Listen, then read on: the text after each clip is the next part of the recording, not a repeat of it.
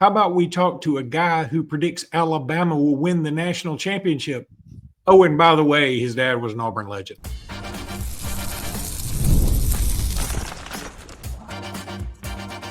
You are Locked On Bama, your daily podcast on the Alabama Crimson Tide. Part of the Locked On Podcast Network, your team every day.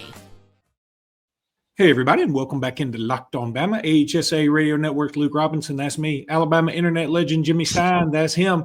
This episode is brought to you by Monarch Money. We'll talk about Monarch Money here in just a little bit. Want to thank you every day for being here every day. Thank you, newbies, for being here today. And thanks, everybody, for making us your first listen every single day. You guys are the best.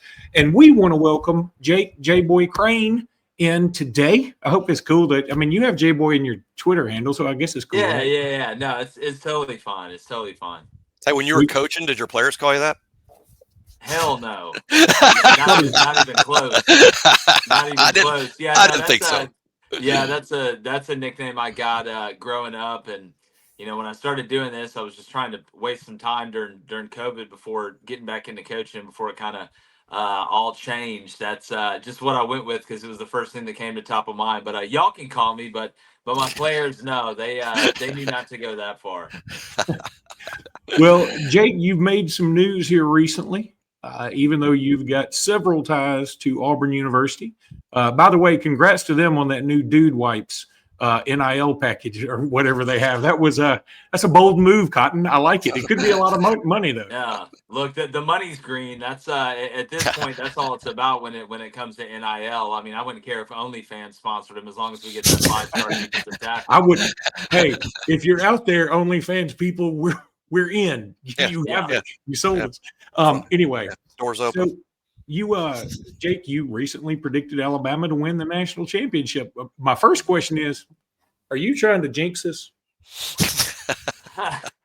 No, it's funny. My father who played for Auburn, we grew up in Auburn, and everybody's a fan of somebody. I'm more worried about the people that say they aren't fans of somebody that loves the sport than I am about this. But even when he was in coaching was like, if Nick Saban called me and offered me enough, I'd get Roll Tide tattooed on my forehead. So at the end of the day, in my job, Auburn hadn't sent me a check yet.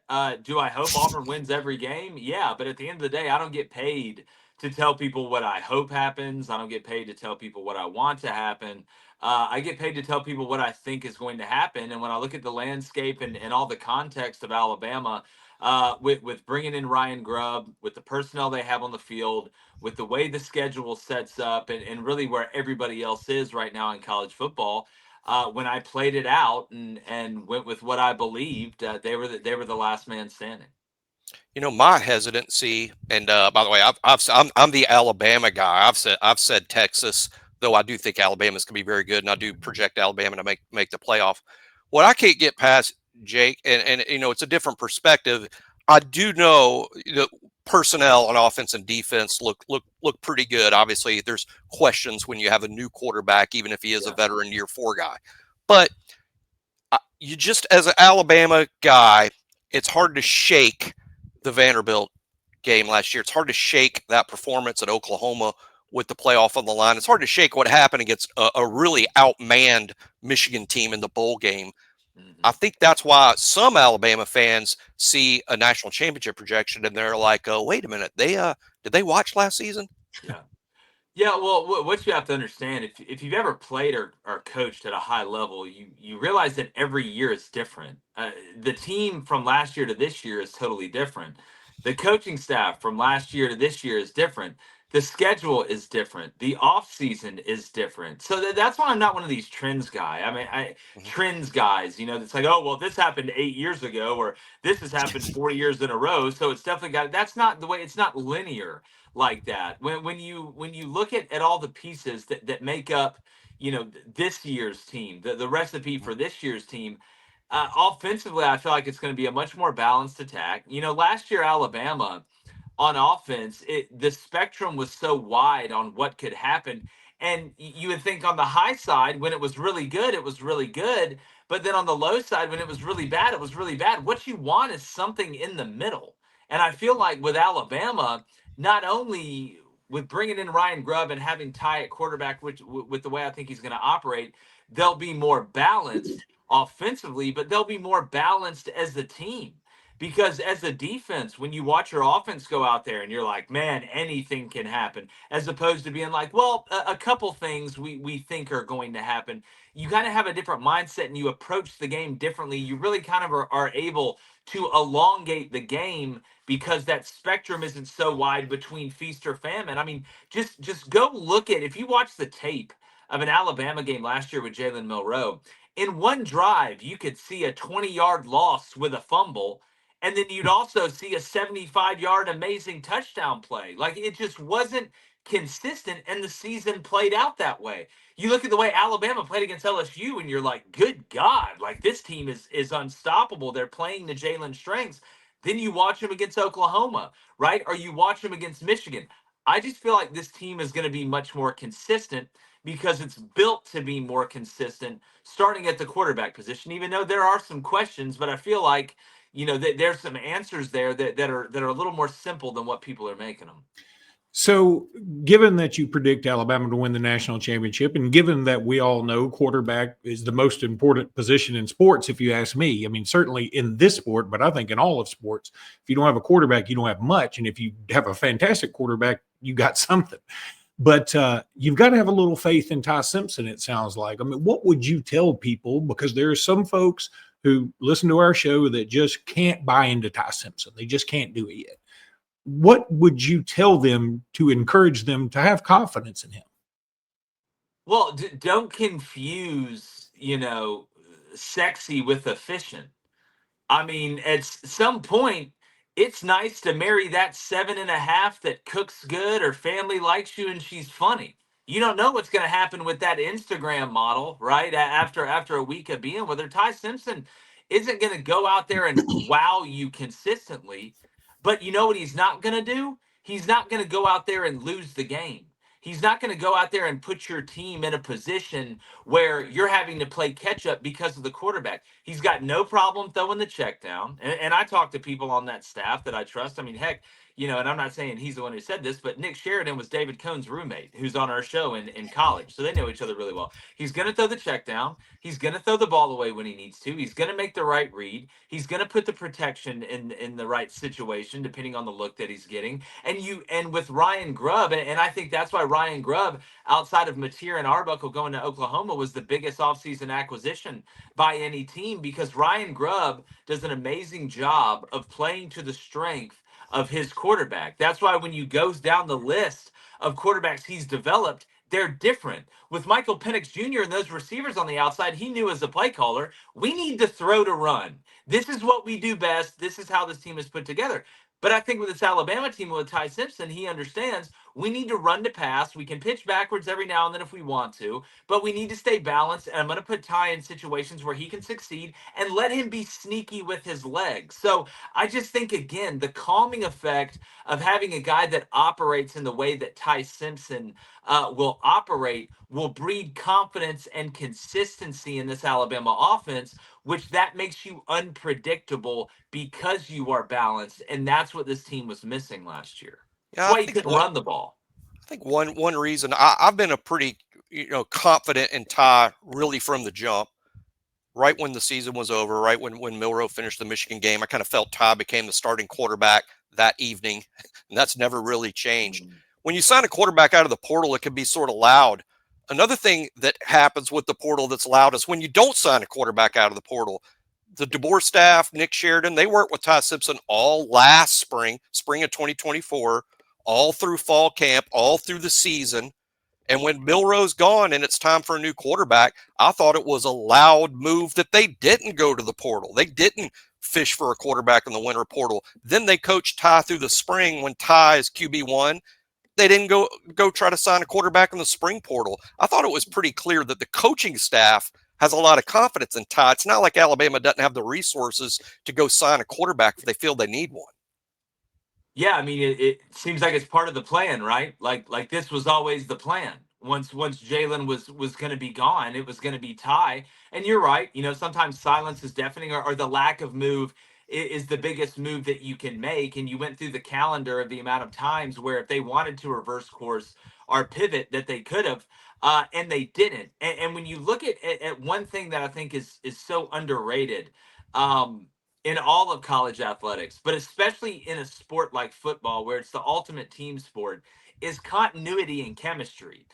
There's no learning curve for Ty Simpson from a terminology standpoint. Even with Ryan Grubb coming back, it's the same system. Now you just have all the commanders where they need to be, where you've had it in the past. So for the receivers that are there, for Ryan and the rest of those guys, you're not having to learn a new language or learn a new player. You're not having to understand what he does well, where you need to be in certain situations to have him make a play and give you the ability to go make a play. So it does speak volumes, and the continuity breeds confidence. Again, he's not a guy that's going to go out there and wow you 9 to 10 times a game. But when you go back and you look at the box score and you're like, well, he was 19 for 24 for 275 yards, 2 touchdowns, no interceptions. He ran for 40 yards and 2 first downs on third down. It's just, that's what Alabama needs. You don't need Ty Simpson to be Batman.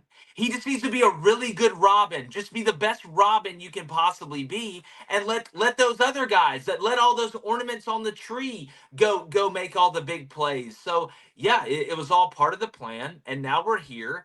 And you see if the plan works, but I feel like if you're an Alabama fan, you should feel even better about that than going out there and saying, "Oh God, we got to make a change and bring in somebody who's got to learn a new language." So yeah, I think Alabama fans should be confident in Ty. We have a lot more to talk with and about and for Jacob Crain. We're going to talk about some Ryan Williams, going to talk about the prediction for this FSU game, and also going to talk about Alabama and West Virginia canceling their series. But I got to tell you about Monarch Money. Most people can't name all their financial accounts. I can. I got one. Or even what they're worth, whether it's 401ks, properties, or investments. And when you don't have the full picture, you can end up leaving money on the table. That's why there's Monarch Money. It's an all-in-one personal finance tool that brings your entire financial life together in one clean, easy-to-use interface, right there on your laptop or your phone. Monarch is built for people with busy lives. If you put off organizing your finances, Monarch is for you. Monarch does the heavy lifting that you don't want to do. You can link all your accounts in minutes, see clear data visuals, get smart categorization of your spending, and finally feel in control of your money without ever touching a spreadsheet. That's music to my ears. Don't let financial opportunity slip through the cracks. Use code LOCKEDONCOLLEGE, that's all one word, LOCKEDONCOLLEGE at monarchmoney.com in your browser for half off your first year. That's 50% off your first year at monarchmoney.com with code LOCKEDONCOLLEGE. And of course, with all the money you save and make with Monarch Money, you can go to FanDuel. The NFL season is here. It's essentially here. And FanDuel is making sure you're ready for kickoff with a can't miss offer. Right now, new customers can bet just $5 and get your bet. If your bet wins, you'll get $300 in bonus bets to use across the app. That's amazing. Look, I love using FanDuel for all sorts of things, but it fits whatever you want to do and however you want to bet. Player props, building the same game parlay, or even jumping in live as the action unfolds. So are you ready to play? Download the FanDuel app now by visiting FanDuel.com to get started. That's FanDuel.com to place your $5 bet and get $300 if your bet wins. That's pretty good. So, Jake, again, thanks so much for being with us. Congrats on your daughter, 7 months old. I can tell you right now, you need to find out what's causing this. I have 4 of them, and that's a lot of children running around. Oh, Luke, I know what's causing it. Believe me, when it comes to that, I'm the best practice guy of all time. You talking about a guy who loves practice. We talking about practice? 2 a days, 3 a days, 4 a days, We went to Alabama, so we know very little about biology or other sciences. Yeah. So anyway, congrats on that. I know that's fun for you. But let's go back to Alabama for a second. First of all, Ryan Williams Heisman chances. Anything there? Yeah, I mean, I think he's got a chance. It's just hard, and I'd say the same thing for Jeremiah and some other guys around the country when you're the focal point. I mean, if I say Alabama's offense, who's the first guy that you think of? It's not Yeah. Ty Simpson. It's not Caden Proctor. It's not Jam Miller. It's Ryan Williams. So if that's the first thing that pops in your mind, you can bet your bottom dollar, little orphan Annie, that's going to be the first thing that pops in the defensive coordinator's mind. So, are you fine with being a decoy for half the game, right? How patient can you be? And I think Ryan understands how football is. He's a high IQ football guy. But I tend to not put money on guys I think are going to be bracketed for most of the game. Yeah. If I'm going to try and get as much bang for my buck, that's why. Look, there's some candidates out there that outside of the quarterback position, I guess is the best way to put it, because you can't bracket the quarterback at the end of the day. Ryan would definitely be up there. It's just going to be tough with the target that's on his back. I hear you. So let's get your prediction for the game with FSU. And then also, Alabama today, as we're recording, people will be hearing this the next day, but and Alabama and West Virginia canceled their home and home series. And this is going to be a trend. I mean, Alabama's got a bunch of Power Four teams in twos coming up, and I think they're going to cut that down to ones. And I'm fine with it because we've gone to a 9-game SEC schedule. But the problem I see with it is I was looking forward to going to Morgantown. Yeah. I don't know if that's ever been said by anybody before ever, but I was. Yeah. Well, there's only one reason that you go to Morgantown, and that's to watch a West Virginia game, unless you just hate furniture that much. I guess would be the other one. I'll start with the second part first. I don't blame Alabama at all. And here's what: now that it's a 9-game in-conference SEC schedule, and you got to play a high quality, which is a Power 4 opponent or Notre Dame, I don't want to hear anything else about the SEC schedule. I don't want to hear it from the Big Ten. I don't want to hear it from it. Now we should just all make fun of the ACC, right? That's how this works. Now we all just get to gang up on them and shove them in the locker in front of the cheerleaders. But I don't want to hear anything else. I'm so sick of the narrative. It's the worst narrative of all time, and that was back when the Big Ten was the whipping boy of the SEC. They should just lead with they've won back-to-back natties, but they just can't. It's like me. I lost a bunch of weight, but every time I look in the mirror, I still see Fat Jake. It's like you just can't get over it. Like you just can't move past it. So I'm glad they're going to 9, but I totally understand why Alabama would do that. And it is unfortunate, but it's a necessary move, necessary evil, as you would have it. As far as the Florida State game, last year, throughout last year, and we tried to tell Florida State fans and everybody that would listen before last season, like, look, DJU is very average. He is a very average player. Like, he is not an elite player. But that wasn't their only problem. And you can make the argument that I don't think it was their biggest problem. It was how bad they were on the line of scrimmage. It's not DJU's fault that they couldn't stop the run and got pushed around by Georgia Tech and Boston College and basically everybody with a heartbeat and a brainwave. It's not DJU's fault that offensive line would bust protections all the time and they struggled communicating in their own run game. He wasn't good enough to get them out of that, and he added to the pain of it. But that's why, I've got this game 34-13 Bama. And add on top of that, you had made some moves in the transfer portal. We'll see how it works out. I don't think you're going to be that much better, but Castellanos been running his mouth the whole offseason, and the scariest part is Alabama's really said nothing. It's like your parents. I'd rather you be mad and screaming at me than disappointed and waiting in my room in a chair with the lights off, like when I come in. Like, that to me is what this feels like. And I don't think FSU, when I name one position group at Florida State that you would take over a position group at Alabama. Maybe you could make the argument for Thomas Castellanos, but I think Ty Simpson could just be average in the ACC. So I don't care if this game's in Tallahassee. I don't care if this game's in Tuscaloosa. I don't care if this game is at Neverland Ranch. At the end of the day, Yikes. Florida State doesn't have the line of scrimmage that Alabama has on both sides of the ball, and they're going to get pushed around, and then Castellanos is going to try and improvise and save them. And that's where the fatal mistake comes in. That's where the final destination, don't get on the roller coaster, but you get on the roller coaster, happens. So I just think Alabama's going to be able to push them around. That fast start will be a big deal. Alabama did not start fast offensively on the road in 3 of the 4 losses a year ago. It's critical because if you get ahead of Florida State, you're probably getting them out of the game plan and turning Thomas Castellanos into exactly what you want him to be, throwing the ball from the pocket. That's what Alabama would like to see. That's why it didn't work out for him at Boston College, because that's what Bill O'Brien wants in his quarterback. Well, it just feels like Florida State right now is like what's that movie? Is it Tommy Boy, where he's trying to sell the car and he's got like talking about the pet that you just you grab and you massage it and you squeeze it and you killed it. They're mentally so fragile right now. They could go either way.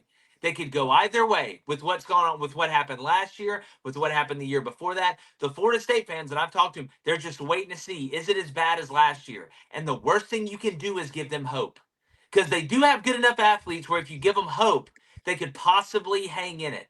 You need to erase all hope early, and they'll turn on each other. That was the problem that happened with them last year. They had this whole new group of guys that were coming into a place that just went undefeated, right? That had no chemistry built up over time. And right when it went bad, everybody just went their own way. If Alabama comes out and jumps up 14-0 in this game, there is a very high probability that Florida State starts pointing fingers and getting upset at each other, and it's, oh no, here we go again. And then that crowd just slowly gets out of the game. And then you look up and it's halfway through the third quarter, and hey, I can see my parents. And hey, I can see my friends. Like, I feel like that's where Florida State is mentally. So the start is huge in this game, especially if Bama gets the ball and just goes on like an 8-9 play drive where it's like 6 runs, a play action, and 2 quick game passes, and puts it in the end zone, and it just looks easy. So yeah, the start is huge. All right. Well, when we come back, we're going to talk a little more about the SEC on the whole. And yes, the SEC includes Auburn. Going to tell you about Supply House. When the opening whistle blows on a new repair, get your crew moving forward with Supply House. Order today and see parts on your doorstep tomorrow. Over 280,000 plumbing, HVAC, and electrical items from the most trusted brands in the business.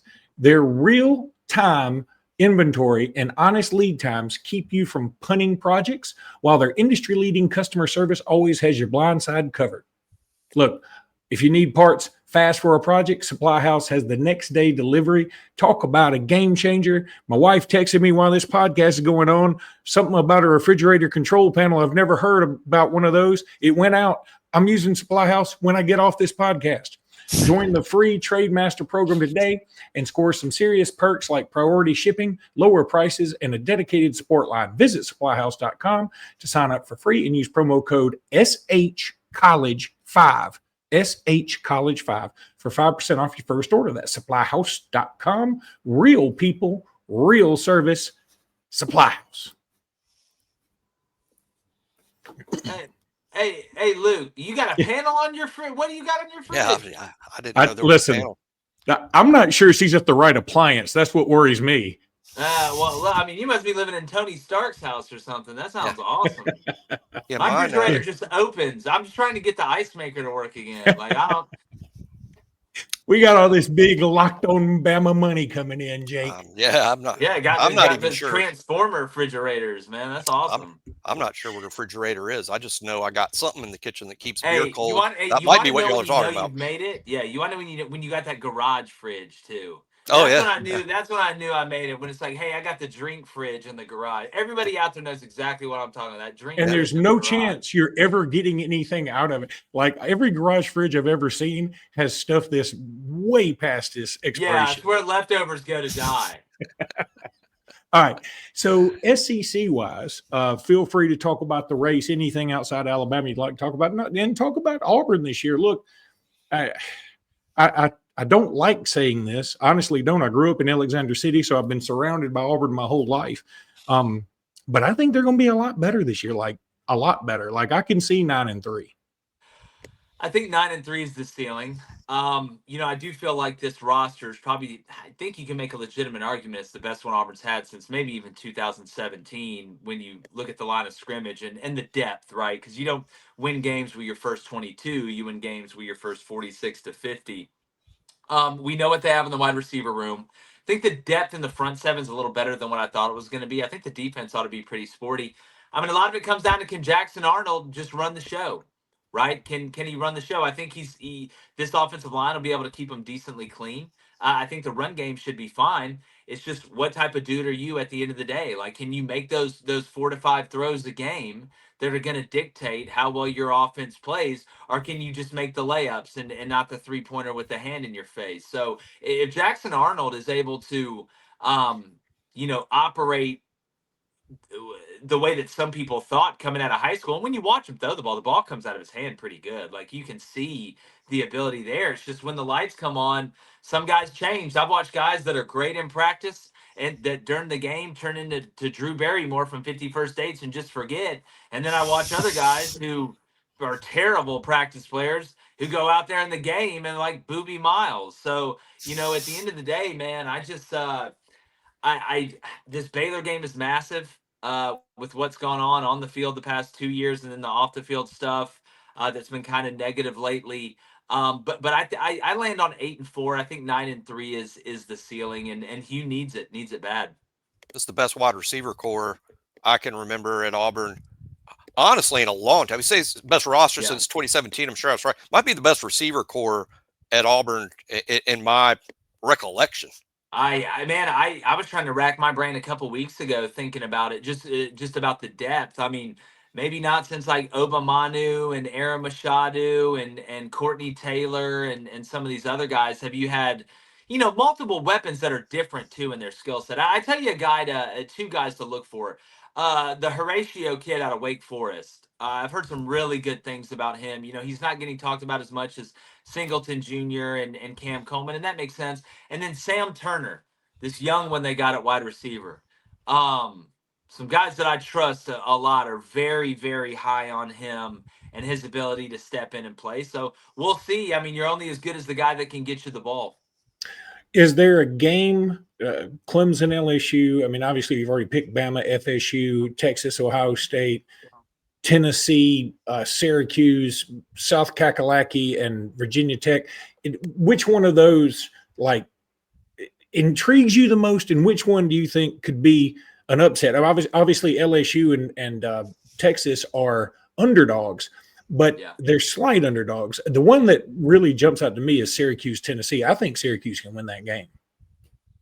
Luke, we actually dropped our Tennessee-Syracuse preview today. I just don't think Syracuse on the line of scrimmage, if you look at what they have, is going to be able to compete with Tennessee. I mean, last year that offense covered up a lot of problems that defense had, and now you're having to replace not only Kyle McCord, not only your leading rusher, not only your leading pass catchers, but 4 of your 5 offensive linemen, and Tennessee's still pretty sporty on that defensive line. I just don't see a world in which Syracuse is able to consistently move the ball down the field and not have to take the chances that ultimately lead in turnovers.